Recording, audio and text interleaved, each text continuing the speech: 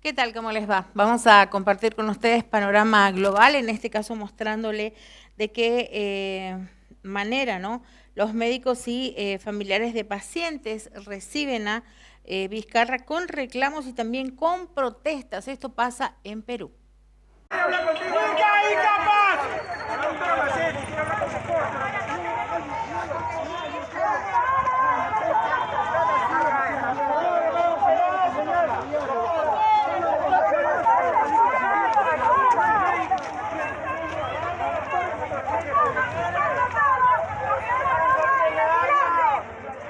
Bueno, nos encontramos, amigos de la República y de RTV, nos encontramos aquí en el Hospital Honorio Delgado, un grupo de médicos y un grupo de personal residencial están reclamándole al presidente por qué no ha venido la ayuda antes.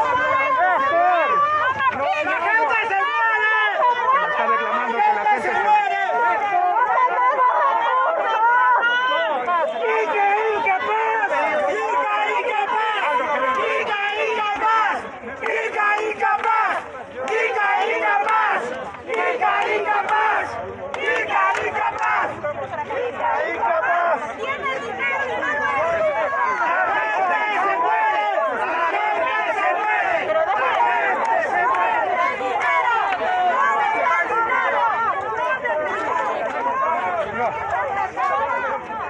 Bueno, acá un grupo de pobladores está responsabilizando al gobernador regional sobre la situación del Honorio Delgado y también criticando un poco Vamos a escuchar lo que habla el presidente y le responde a este grupo asistencial que está reclamando.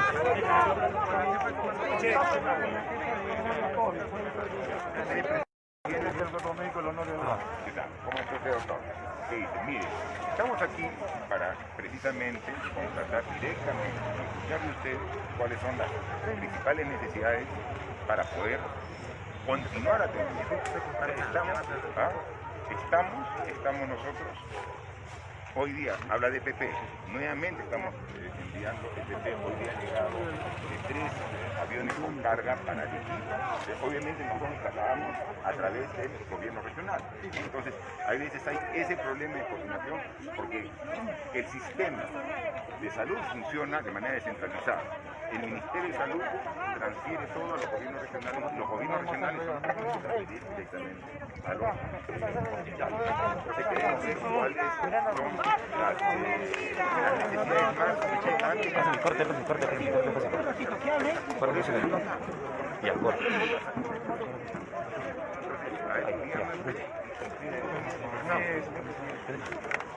Un poquito más atrás, retrocede un poco. La policía está hablando con uno de los médicos que estaba reclamando a la espera de la llegada del presidente al Hospital Honorio Delgado. Ahora se encuentra hablando.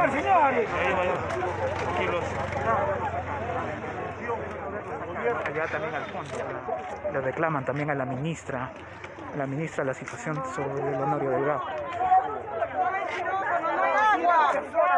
Han hecho estas rejas lindas, han hecho todo. ¿Por qué no le llevamos No tenemos tiempo, la gente se muere, lo que le han maquillado la emergencia, la gente se muere. Usted venía ayer acá y habían como 20 carros con pacientes muriéndose. ¿Cuándo vamos a solucionar eso? No sean indiferentes, la gente se muere. Bueno, la gente está reclamando que la gente se muere y que...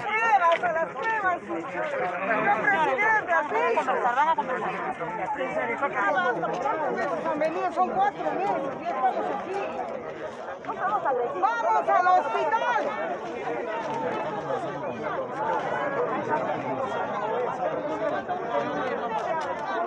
Es alrededor de 50, 60 personas, 50, 60 personas las que se han apostado ahí con carteles. Sobre todo personal médico, ¿no? y uno que otro familiar pidiendo una solución a su situación y al colapso del Honorio Delgado, que bueno, es uno de los principales hospitales del MINSA.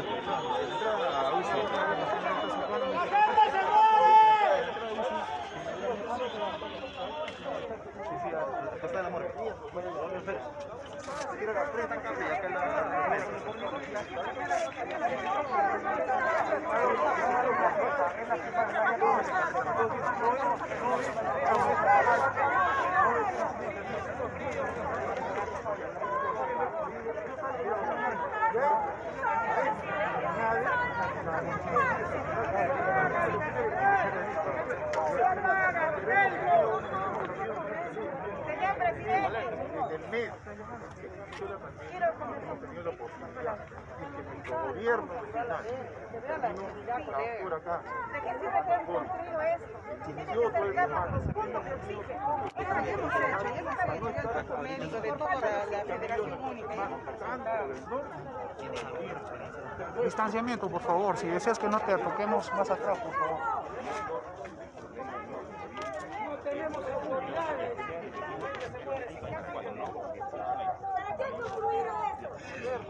¡Para robar!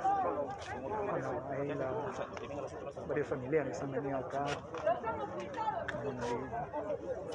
Doctora, no. ¿Qué abran eso ahorita? ¿Qué abran esas puertas? Están reclamando al presidente varias cosas. Cada una familiar se ha puesto, la gente se muere y eso está reclamando el presidente de la República.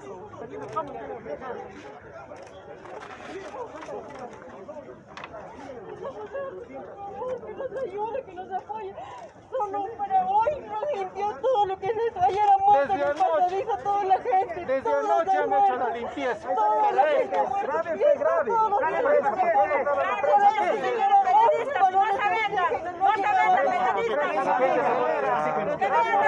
Mi madre ha muerto. Acá hay dos familiares. Mi madre también ha muerto acá. Por falta de oxígeno, mi madre ha muerto también acá. Toda la gente estamos en shock. Nos Yo tengo tienen en los niños pasillos. en casa. Ahí está. Mi madre se ha pasado durante 3 días muriéndose de frío allá afuera. Durante 3 días muriéndose de frío. Acá la gente se está quejando, que la gente se ha muerto. Toda la noche sin dormir, sin poder dormir. La casa de mi esposa la han subido al primer piso. Está abandonada, nadie la ve, nadie habla. Los doctores me han dicho que ya no pueden hacer nada por ella. Yo quiero optar por el dióxido de cloro y sus benditos protocolos no dejan que utilicen el dióxido de cloro para salvarle la vida.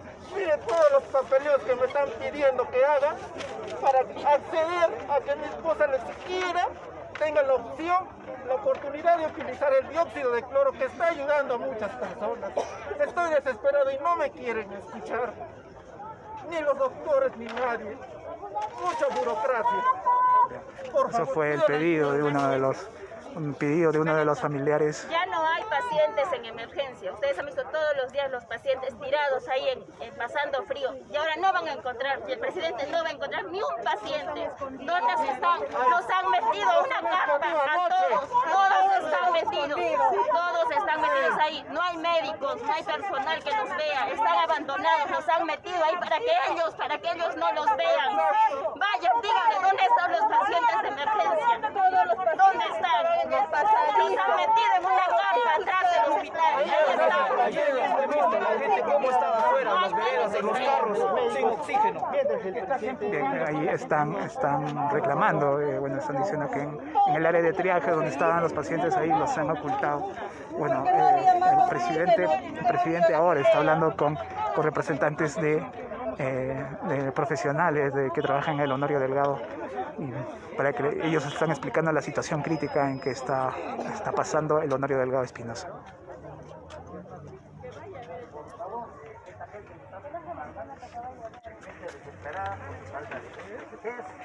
Para las personas que reciben quiero terminar diciéndoles, no se dejen engañar. La prensa, ayer, anterior, muy clara, como dio una argentina. Ustedes, como ven ahora, están el panorama totalmente exclusivamente para pacientes con la ya no están, es cierto, ya no están los pacientes que estaban afuera del área de estancia, han sido retirados.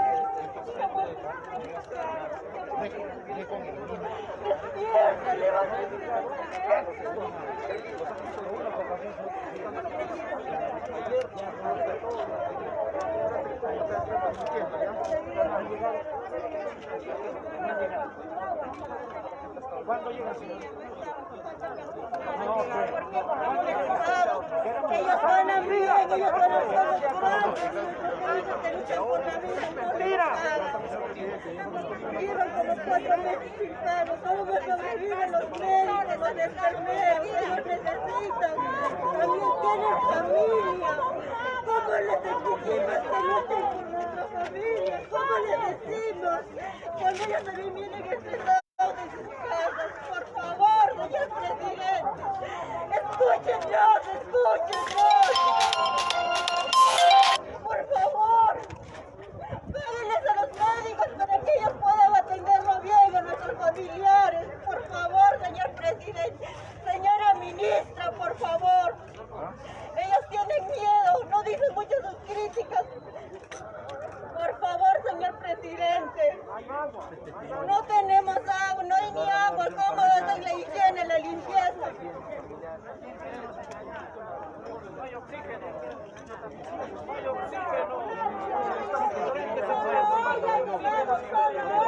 Y ahí continúa el presidente de la República conversando con el personal médico.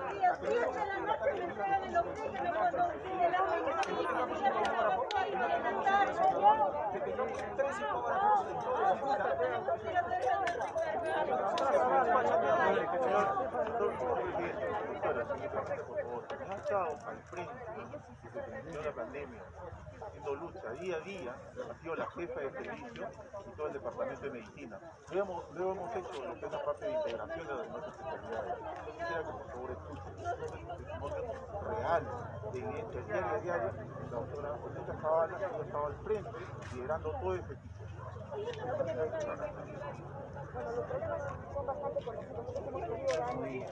Bueno, está hablando los diferentes médicos del Honorio Delgado. Hace un rato le estaba explicando un poco la situación el presidente del cuerpo médico del Honorio Delgado, Eloy Soto, y ahora ha tomado la palabra una médica que también le está graficando la situación, graficando un poco la situación dentro de este nosocomio.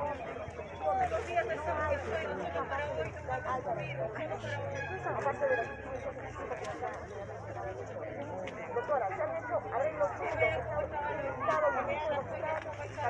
han quitado las puertas, han cambiado las formas, solo tenemos 2 para 100 personas que salen de cada turno del área COVID y se vayan con agua fría a nuestra oficina. 2 duchas, esas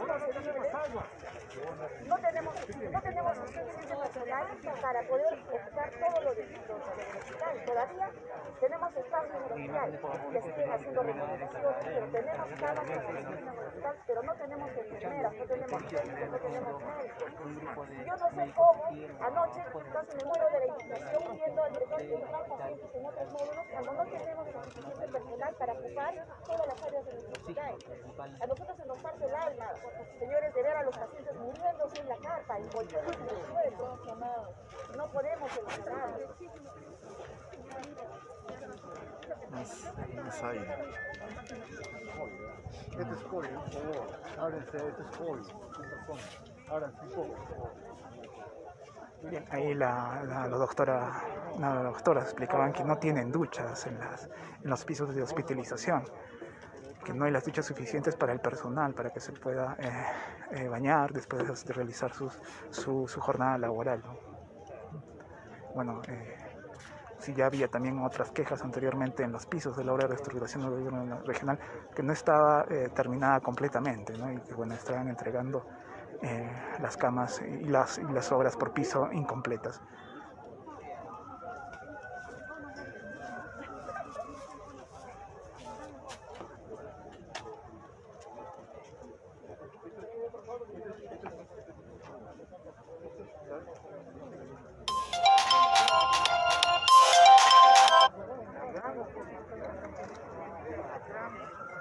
Remodelación de infraestructura.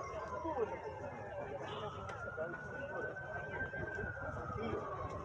varios meses. ¿Cuáles eran los cambios sustanciales? El sistema eléctrico, el sistema sanitario. Tuvimos en el año 2019 un presupuesto que hemos tenido que devolver.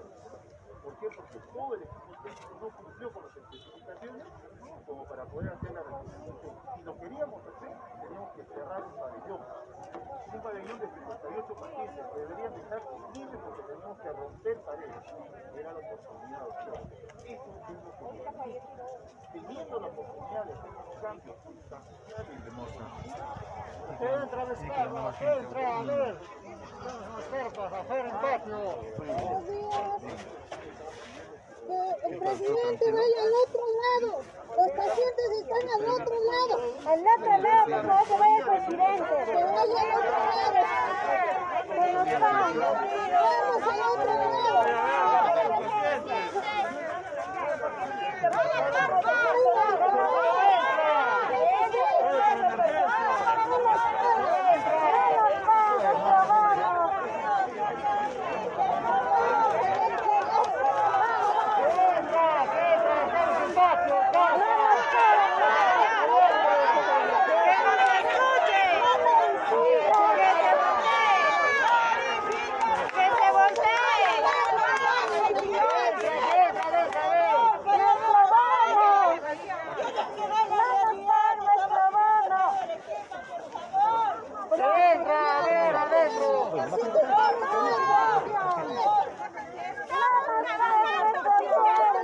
Bueno, el personal de enfermería está pidiendo que haga un recorrido el presidente de la República dentro de las instalaciones del hospital. Entra por adentro, que entra, a ver. La gente está muriendo. Está hablando con el director. En la carpa, el patio. Entra,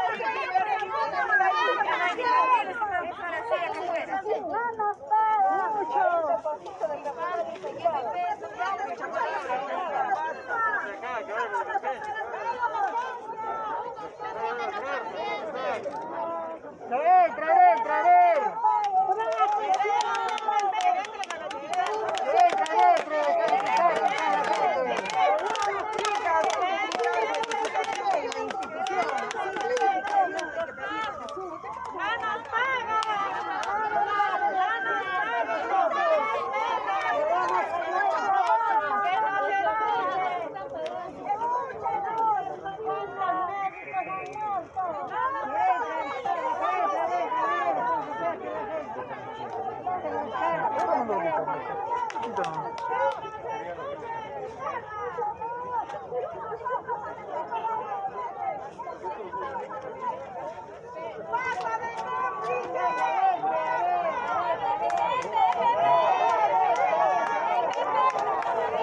Bueno, el presidente parece que terminó de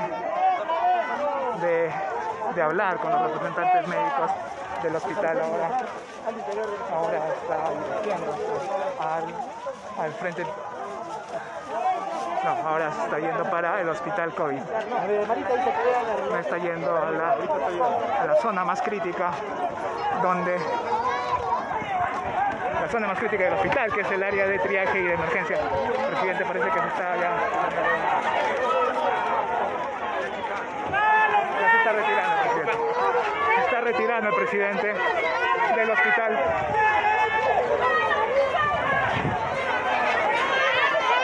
La gente está a los alrededores. ¡La minería! ¡Vizcarra, lárgate!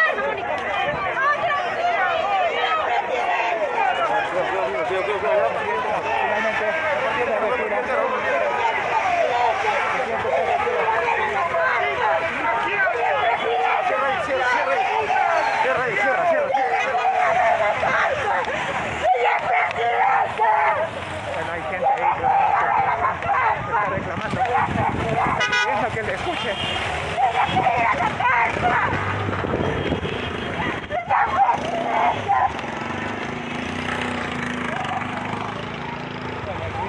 presidente se ha retirado del Hospital Honorio Delgado.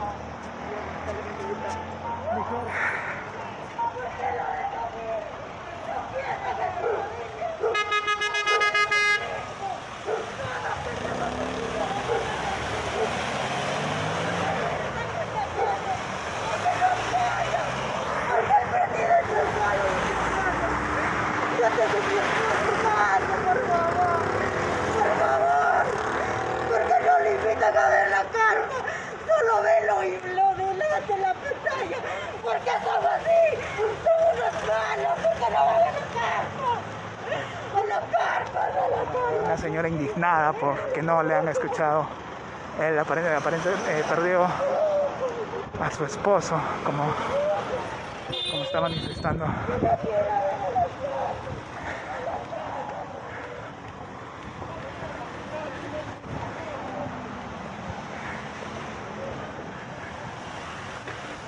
Finalmente, bueno, el presidente no ingresó al Hospital Honorio Delgado.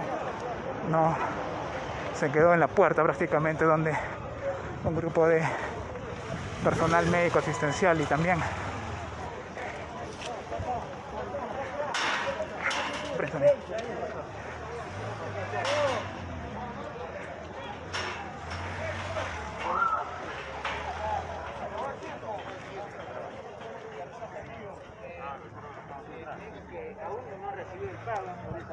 bueno, ya el personal se ha retirado, pero supongo que a seguir con sus actividades.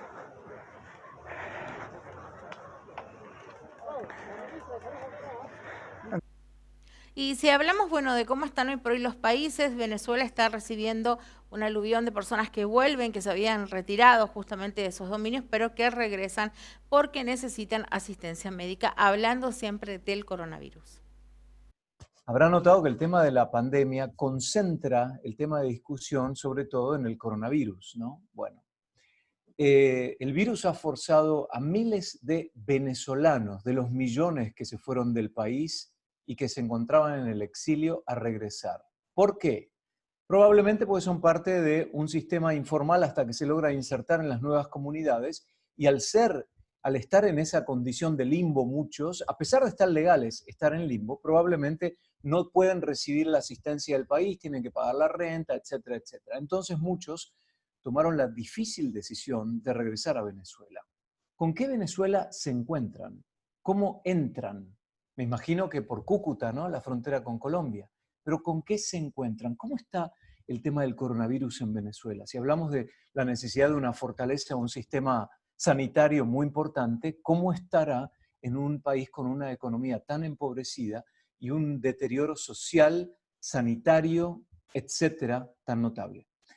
En Caracas está Giovanna de Michele, que es analista internacional, docente universitaria.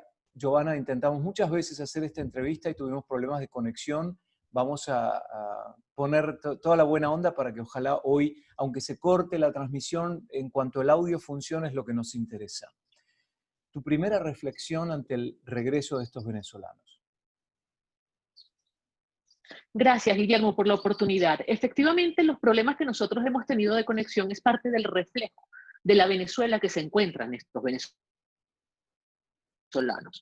Una Venezuela que en muchos casos no se parece para nada a la que ellos dejaron cuando abandonaron el país. Y se fueron porque en aquel momento consideraron que la Venezuela de aquel momento no les brindaba oportunidades. Imagínate tú lo que significa regresar a la Venezuela actual, con la economía más pequeña de América Latina, con un aparato productivo paralizado desde hace 4 meses. Aquí ha habido a lo máximo unos 10, 15 días quizás de una flexibilización parcial que le ha permitido hasta cierto punto, aparte del comercio, abrir sus puertas y comenzar a operar. Del resto, el país ha estado absolutamente paralizado. Lo único que se ha movido es el sector alimentos y el sector farmacéutico. Pero hay un asunto importante que yo quisiera destacar, Guillermo, si me lo permites, y es que esa versión de que todo el que está regresando a Venezuela por las trochas digamos, fue en algún momento un emigrante venezolano, se fue con la intención de quedarse fuera de Venezuela, hay que revisarla, porque no es del todo cierta. Hay algunos que sí, que efectivamente en algún momento fueron emigrantes venezolanos y que ahora están regresando porque en medio de esta circunstancia prefieren estar cerca de sus familiares o sus conocidos que le brinden algún apoyo, que le tiendan la mano en momentos de necesidad y no estar, digamos, en soledad en medio de una pandemia en otra parte del mundo. Pero es que hay una realidad que no nos han contado, y es que en esa frontera diariamente pasan hacia un lado y hacia otro miles de ciudadanos. Hay colombianos que hacen vida en Venezuela durante el día y duermen en Colombia durante la noche, y viceversa. Hay venezolanos que duermen en Venezuela durante la noche y hacen vida en Colombia durante el día. Hay familias que están la mitad de un lado de la frontera y la mitad del otro lado de la frontera. Entonces, afirmar que todo el que está atravesando la trocha y que al momento de ser detectado y ser sometido a una prueba se confirma que tiene, digamos, el COVID-19, es un emigrante que está retornando al país, es una visión sumamente optimista y algo de fantasiosa tiene. Vamos a hablar de ese tema y el trato a todos, porque obviamente los oficiales de inmigración, los funcionarios de inmigración, no necesariamente saben, por la informalidad del sistema también, de quién se trata. ¿Cómo es en la relación con el funcionario de inmigración? ¿Los tratan bien? ¿Hay un resentimiento para con aquel que cruza la frontera? ¿Una desconfianza? ¿Con qué se encuentran? ¿Le respetan lo que llevan, el dinero? ¿Cómo se maneja todo eso? A mí me daría miedo en este momento atravesar una frontera como esa con dinero, por ejemplo. Sí. A ver, no tengo información precisa, pero es fácil suponer que el funcionario de migración no les está dando el mejor trato o que inclusive el Estado no les está dando las mejores garantías, porque de ser así, todas esas personas pasarían por los pasos legales. ¿Dónde está el funcionario de migración? Precisamente el gran problema se presenta porque están utilizando pasos informales, eso que los venezolanos y los colombianos llamamos trochas. Ajá. Si hubiera un buen trato, si hubiera una garantía de respeto a los derechos humanos, si hubiera una garantía de asistencia desde el punto de vista hospitalario, como debería ser, la gente no se viera en la necesidad de atravesar las trochas corriendo grandes riesgos, como es, por ejemplo, el de ir a la cárcel del Dorado, que es una de las cárceles más digamos, rechazadas o más evitadas de Venezuela, ¿ok? Eso me hace suponer que el trato no debe ser precisamente el mejor. Pero es que esto pone de relieve muchas cosas, Guillermo. Pone de relieve también la existencia de las trochas, que ahora pareciera que el gobierno se está dando cuenta por primera vez que eso existe. Y esas trochas han existido desde hace muchísimos años. Por esas mismas trochas por las que ahora pasan venezolanos o colombianos contagiados de COVID-19, tradicionalmente ha pasado gasolina, o ha pasado alimento, o ha pasado narcóticos, o ha pasado cualquier cantidad de cosas. Es decir, eso no es nuevo. Sin embargo, ahora es cuando el gobierno está haciendo todo un alarde por el tema de las trochas, porque esto representa un problema o una amenaza inclusive para ellos mismos, inclusive para los propios militares. Cualquier contagio de COVID-19 es una amenaza para el otro. ¿Cómo definimos la palabra trocha físicamente? ¿Qué es? ¿Cómo se ve? ¿Cómo se atraviesa? Trochas son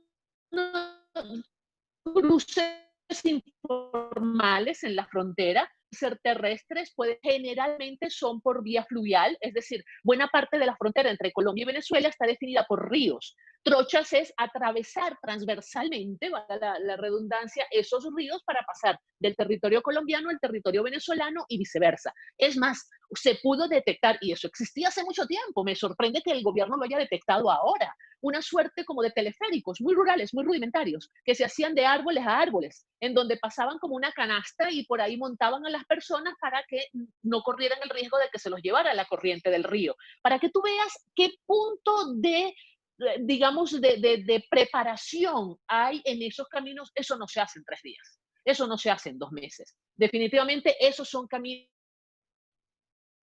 que ya están institucionalizados a la vista del gobierno venezolano y también del colombiano, hay que decirlo.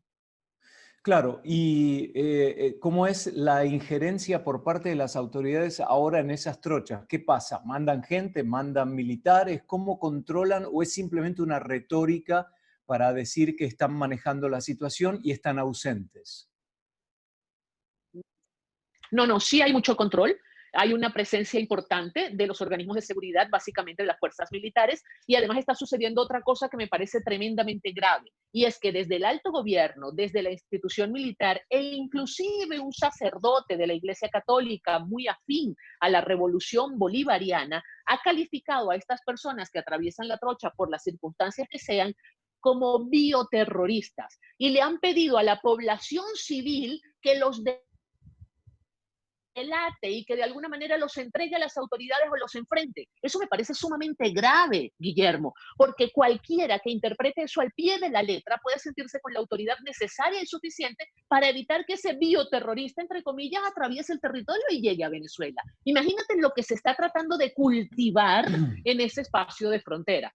O sea, el tema del tránsito de ciudadanos, que no voy a calificarlos todos de venezolanos, de ciudadanos a través de esas trochas, de esos pasos informales, tiene muchísimas aristas y son una más peligrosa que la otra. Todas tienen consecuencias sumamente graves.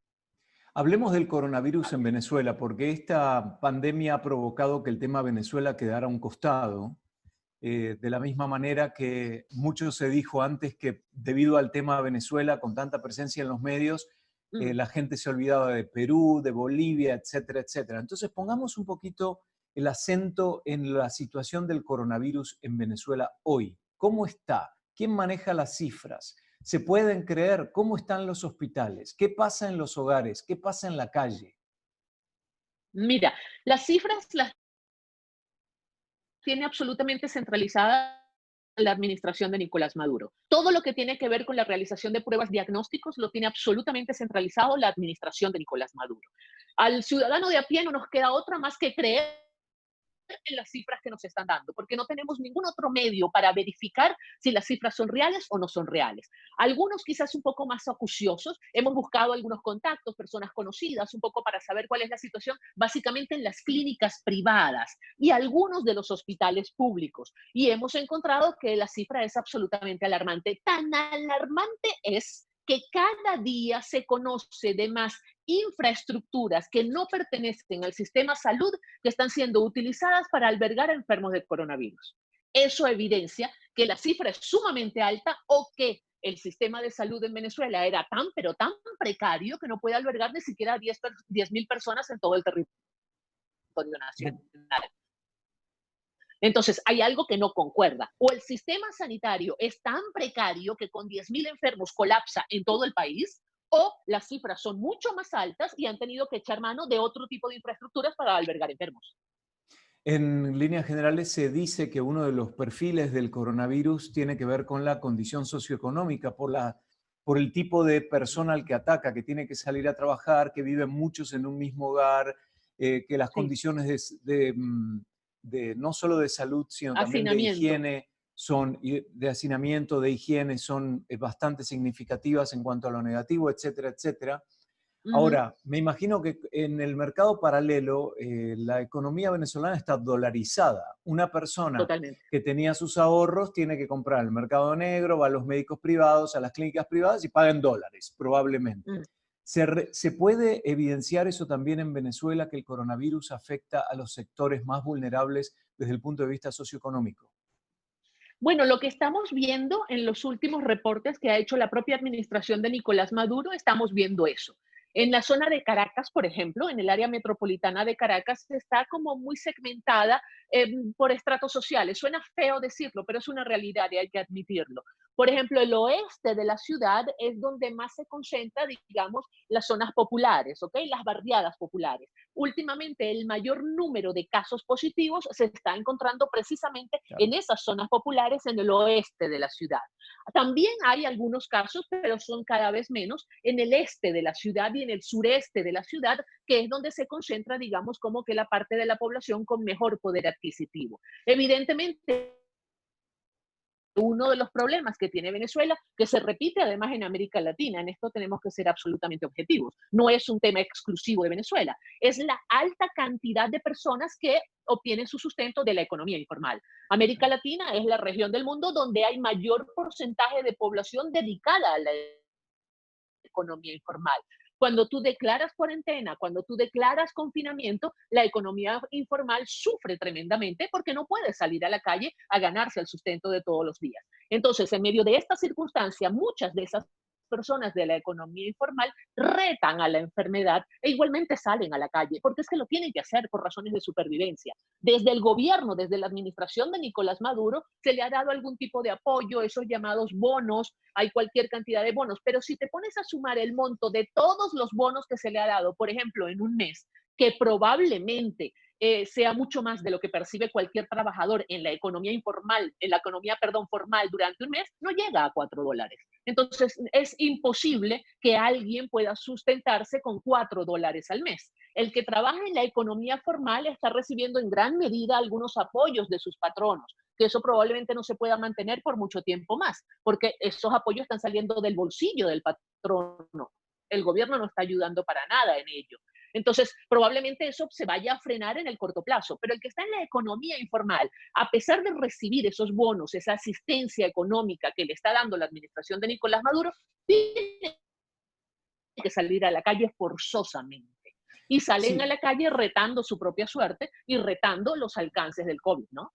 Esos son puntos en común no solo con Latinoamérica, sino aún en Estados Unidos, un país de primer mundo, ¿no? Se observa que en las zonas de extracción socioeconómica un poco menor, donde la gente vive mucho más junta y tiene que salir a trabajar, hay muchísimo más movimiento, hay hasta tránsito diario, como decimos en inglés, rush hour, ¿no? De las horas pico, las horas punta. ¿Cómo están otras ciudades, por ejemplo, Barquisimeto, Maracaibo, ciudades en las sierras? Maracaibo es la más afectada en estos momentos. El estado Zulia, en líneas generales, es el más afectado. El estado Apure le sigue en incidencia y son básicamente dos de los estados fronterizos por donde más trochas hay.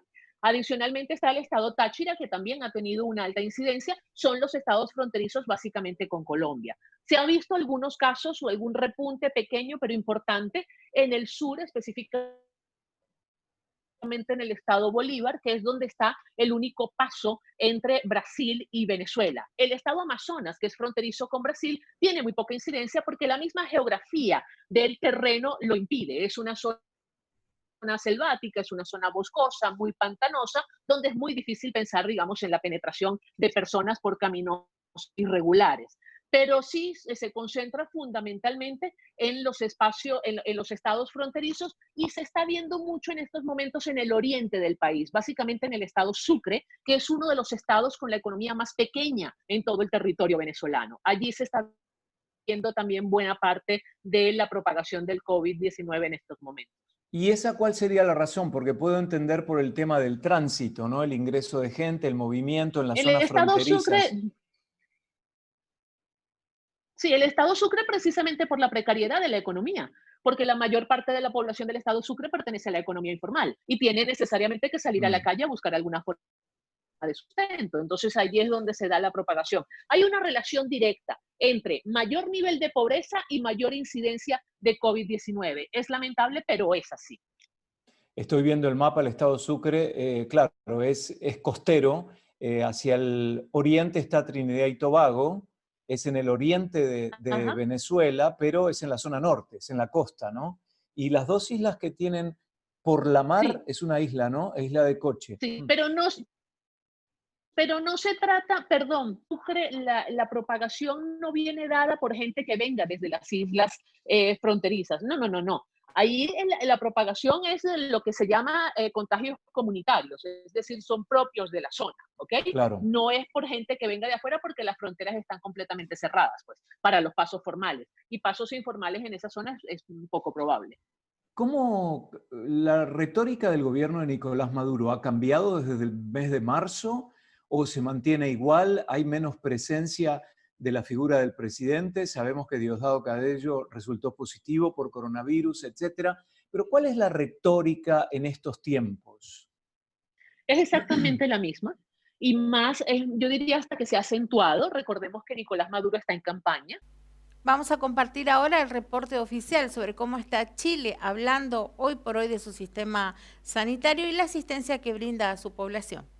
Los datos sobre la pandemia acerca del coronavirus. Continúa la leve mejoría. Los casos nuevos han disminuido en un menos 19% en los últimos 7 días y en un menos 34% en los últimos 14 días.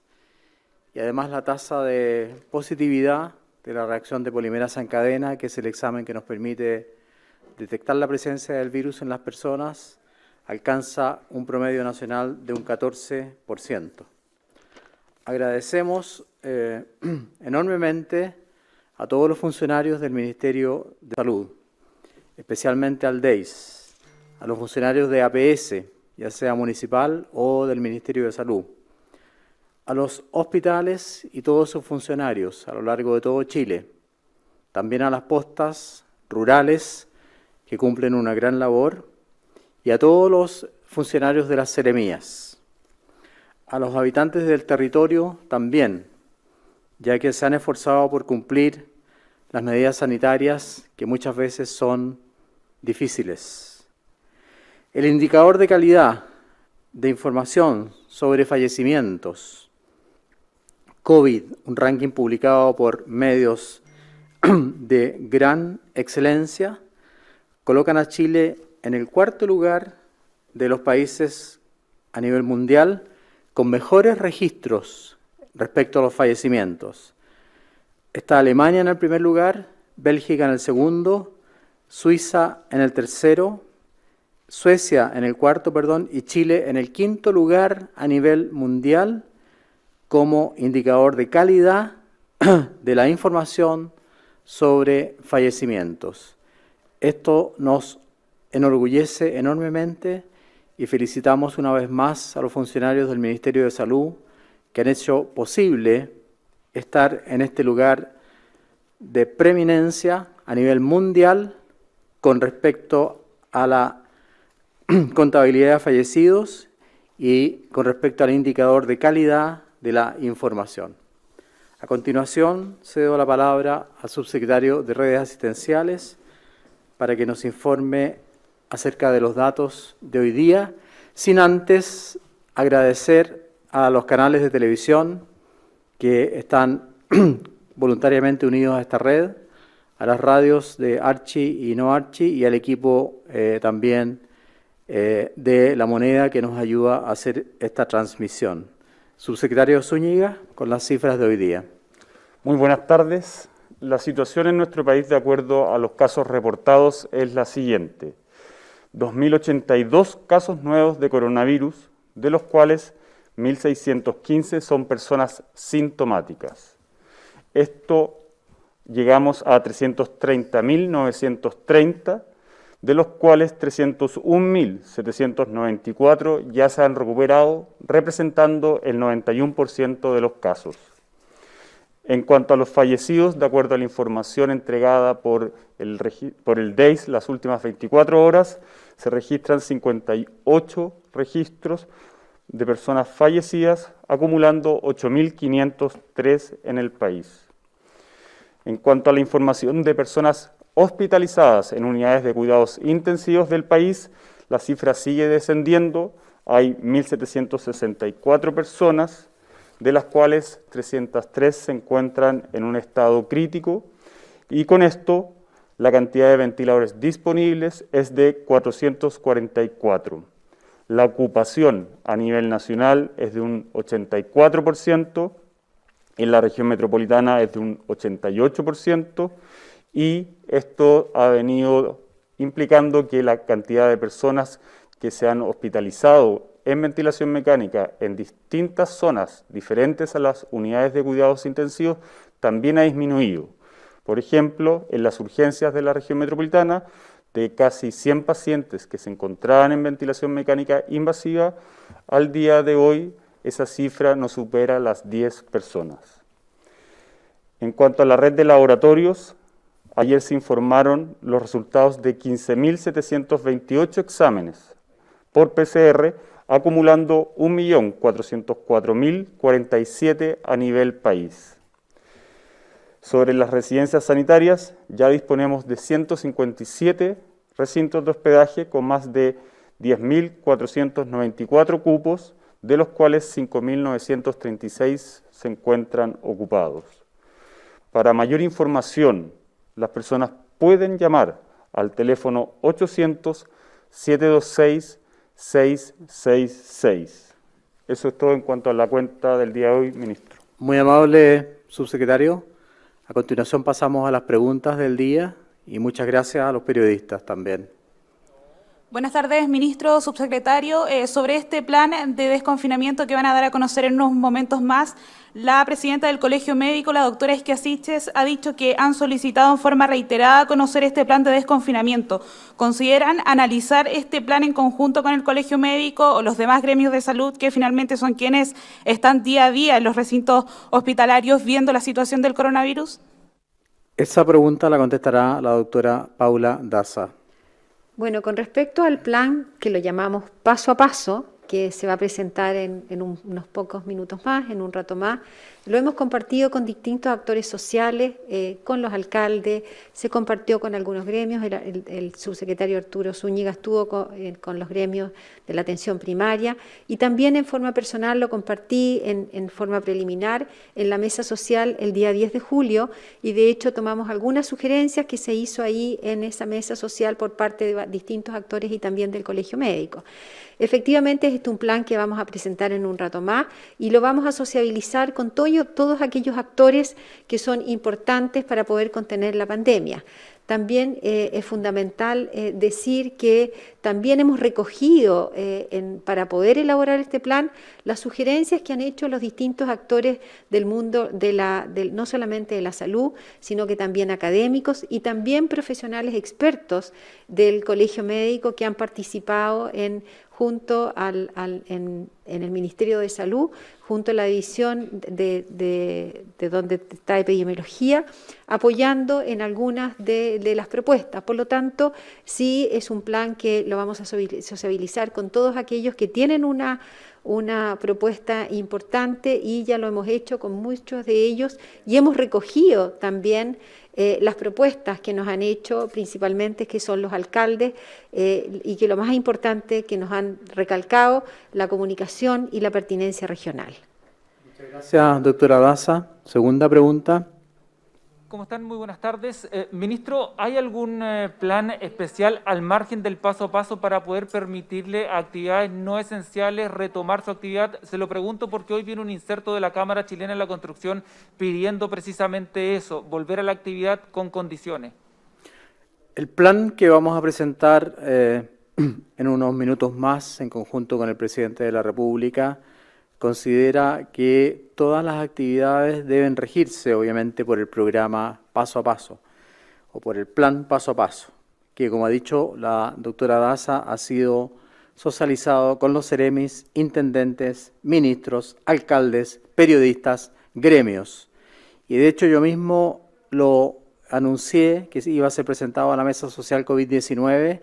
Desgraciadamente este viernes no hubo mesa y me pidieron que se presentara el martes siguiente, si no lo habríamos presentado el viernes que ya pasó.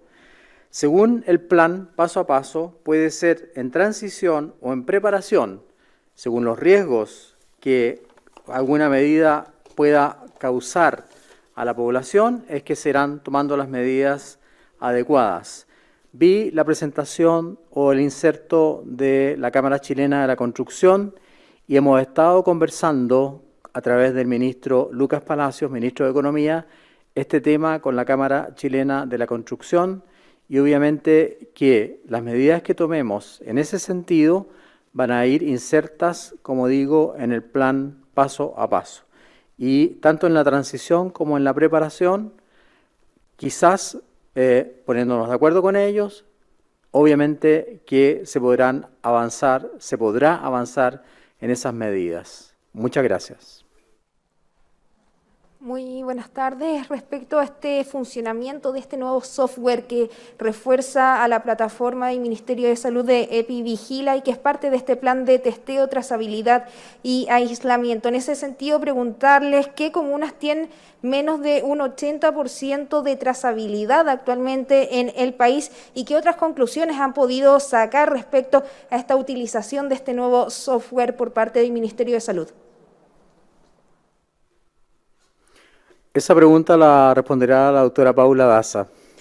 Bueno, con respecto al software que ya está implementado y efectivamente se ha sociabilizado con todos los actores que tienen un rol importante, que son los referentes epidemiológicos en la atención primaria y en las Seremis de salud, vamos a tener recién las primeras resultados del software probablemente a fines de la próxima semana porque se ha ido cargando en forma paulatina la información.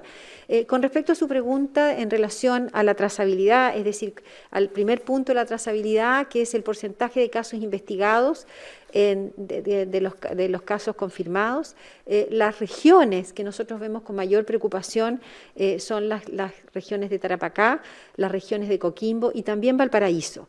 En relación a Valparaíso, quiero decir sí que esta última semana que terminó ahora, este día viernes, vemos con un mayor aumento de los números de mejor trazabilidad, por lo tanto, el día de mañana, en la tarde, vamos a tener el informe de la última semana para poder saber cómo ha ido mejorando las distintas regiones. Pero esas son las 3 regiones que a nosotros nos dan mayor preocupación y es por eso que le hemos solicitado a los Seremis de salud el trabajo muy coordinado con la atención primaria, que son ellos también los que tienen un rol importante en poder fortalecer la trazabilidad. Muchas gracias, doctora Daza. Buenas tardes. Siguiente pregunta. Buenas tardes, ministros y secretarios. Consultarle, el 11º informe de la Escuela de Salud Pública de la Universidad de Chile plantea que se debe evitar en Chile una endemia alta como se está viendo en Europa con el coronavirus. Se detalla que en Chile algunas enfermedades endémicas son la tuberculosis y el Chagas, que tiene cantidades estables de contagio todos los años. La influenza y el virus respiratorio sincicial también se consideran endémicos, pero tienen variaciones estacionales y mayor incidencia en invierno. ¿Cuál es el escenario que se proyecta para Chile con el COVID-19? Y también consultarle, ministro, si han tenido también mayores antecedentes respecto de denuncias de empresas que no son de carácter esencial como las tabacaleras, o si están dentro también precisamente esas empresas en ese carácter esencial. Muchas gracias por la pregunta. La verdad es que todos los virus respiratorios en Chile, y usted nombró además la tuberculosis, que no es un virus, y también el Chagas, que tampoco es virus, todos los virus respiratorios en Chile tienen este comportamiento endémico, es decir, tienen presencia viral más aumentada en invierno, sin embargo hay una presencia permanente, aunque en cantidades muy bajas durante todo el año.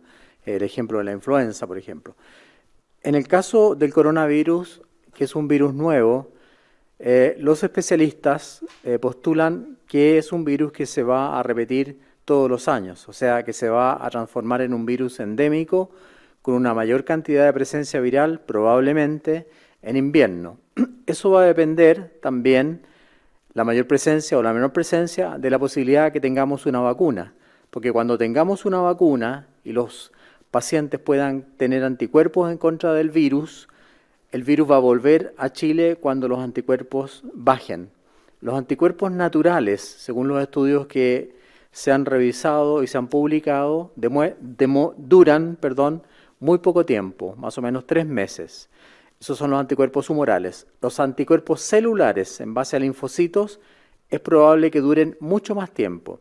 Lo que tratará de hacer la vacuna, justamente, es estimular la respuesta del sujeto, del ser humano, a la inmunidad celular para que haya una respuesta más duradera. Pero cuando esa respuesta cae, como ocurre con la influenza, o el virus tiene algún cambio, vuelve a surgir el virus año a año.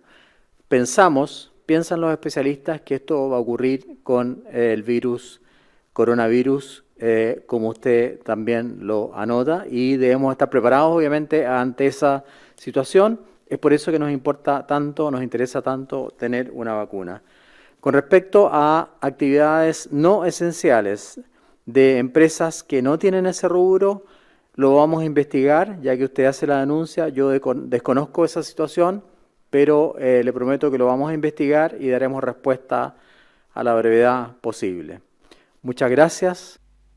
Bueno, hasta aquí los acompañamos con las noticias. Nos vamos a encontrar, Dios mediante, mañana aquí en Canal 7. Por su amable atención, muchas gracias.